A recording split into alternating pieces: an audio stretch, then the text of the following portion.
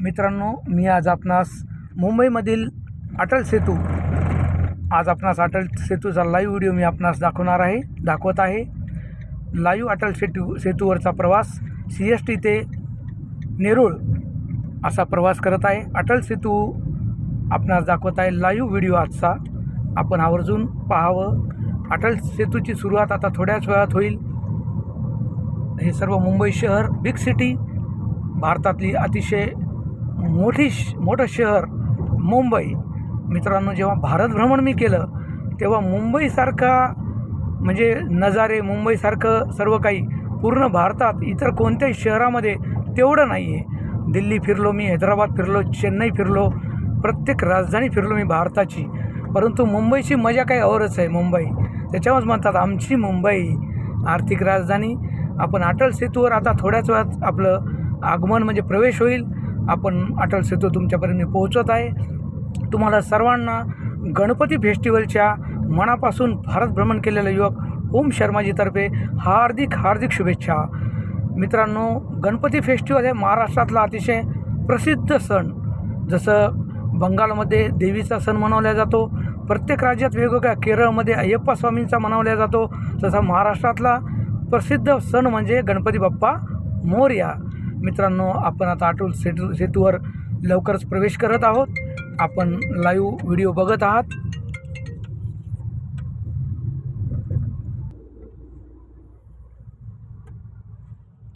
ही सुरुवात झाली मित्रांनो अटल सेतू, समुद्रावरील ब्रिज। आता समुद्रावर ब्रिज अनेक ठिकाणी झालेले आहेत, परंतु सगळ्यात जुना जर कोणता ब्रिज असेल भारतामध्ये समुद्रावरचा तर तो आहे रामेश्वरमचा पांबन सेतू ज्याला आपण म्हणतो। तो रेल्वे ट्रॅक समुद्रावरून जवळजवळ 2.5-3-4 किलोमीटर ट्रेन चालते। ज्यावेळेस मी पहिल्या वेळेस पांबन सेतू पाहिला त्यावेळेस मी म्हणजे अचंबित झालो होतो की ही ट्रेन कुठून चालली, एवढं अथांग पाणी, हे काय आहे, परंतु तो पांबन सेतू होता। त्याच्यानंतर मग ब्रिज बनल्या गेला मित्रांनो, आणि असे ब्रिज भारतामध्ये आता समुद्रावर अनेक ठिकाणी बनले। त्यातीलच हा एक मुंबईचा, जसा वांद्रे परळी ब्रिज आहे तसाच हा अटल सेतू ब्रिज जो आपण लाईव्ह बघत आहात, समुद्रावरील हा एक ब्रिज मुंबईमधील आपण लाईव्ह व्हिडिओ हा बघत आहात आजचा। अटल सेतू मुंबई, चारी बाजूने म्हणजे समुद्र आणि मधून ब्रिज बनवलेला असा हा ब्रिज। ज्यांनी पाहिलं नसेल त्यांनी कृपया बघू शकता, ज्यांचं कधी येणं होत नाही त्यांनी बघावं। आमचं तर काय, भारत भ्रमण करणारे युवक आम्ही हा मुंबई चालता फिरता येतो। आणि केरळ राज्यातसुद्धा अनेक म्हणजे ज्याला आपण बॅकवॉटर्स म्हणतो, असे बॅकवॉटर्सवरले केरळसारखं पाणी तर कुठंच नाही मित्रांनो।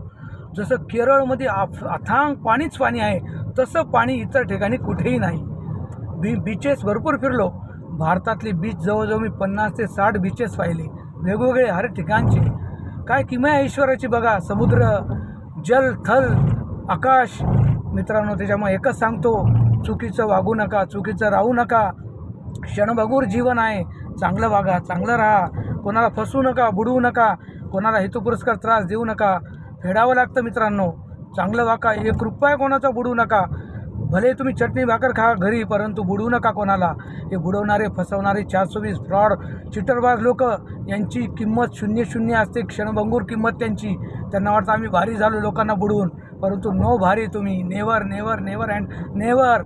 हिरो बनण्यासाठी फार सज्जनता अंगात ठेवावं लागते, सद्गुण अंगात ठेवावं लागते, तेव्हा माणूस सद्गुणी बनतो आणि त्याचं एक व्यक्तिमत्व वेगळं असतं। भारत भ्रमण केलेलं युवक कोणाचंही नाव नाही, फक्त गुगलवर एकच नाव येतं आहे, प्रत्येकाचं येत नाही कोणाचंही, आणि तेच नाव मी माझं कमवल्यामुळे मला माझा स्वतःला स्वाभिमान आणि गर्व आहे की आपण काहीतरी जीवनामध्ये येऊन चांगलं वागून, बोरी नाही पोरीचा परिसर परभणी जिल्हा आणि महाराष्ट्राला माहिती आहे की ओमप्रकाश शर्माजी यांनी कधीच कोणाला 1 रुपया नाही बुडवलं नाही, फसवलं नाही, गंडवलं नाही।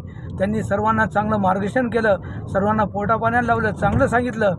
मित्रांनो, प्रत्येकाला माहिती आहे आमच्या बोरी परिसरामध्ये, ज्यांना माहीत नाही त्यांनी आवर्जून नोंद घ्यावी। आणि हा अटल सेतू, समुद्र, हा ब्रिज आपण आवर्जून पाहावा। मी आपल्यास बोलण्याद्वारे एक ब्रिजवरचा व्हिडिओही दाखवत आहे आणि तुम्हाला चांगलं मार्गदर्शन, एक मोलाचा सल्लाही देत आहे।